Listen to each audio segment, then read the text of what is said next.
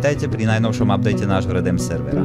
S veľkou radosťou vám predstavujeme vzrušujúcu novinku, ktorá posunie váš roleplay zážitok na úplne novú úroveň, a to doslova. Odteraz si môžete prenajať lode a horkovzdušný balón, čo vám umožní preskúmať svet tak, ako ste to doteraz ešte nezažili. Predstavte si toto. Vy a vaši priatelia sa vydáte na veľkolepú plavbu po majestátnych riekach a jazerách, objavujú skryté zákutia a úžasné výhľady.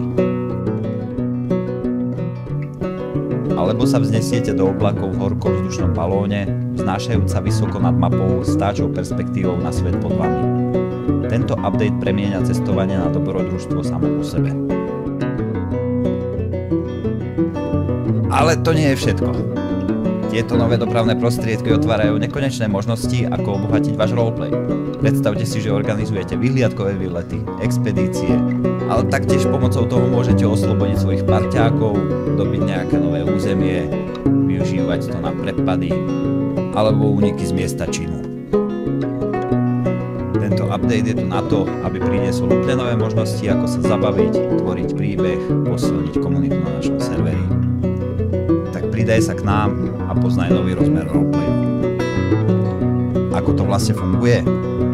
Prídi na bod vyznačený na mape, šipkou dolu si vyber loď a G-čkom si ju potom prenajmi.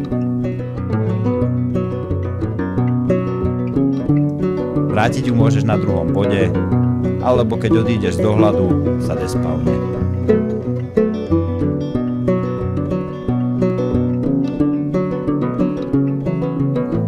Balón si môžeš prenajať v meste Valentine a ovládať ho môžeš veľmi intuitívne. Nasadneš doňho, shiftom vzlietneš, Ačkom a Dčkom otáčaš smer a Včkom ideš opredu.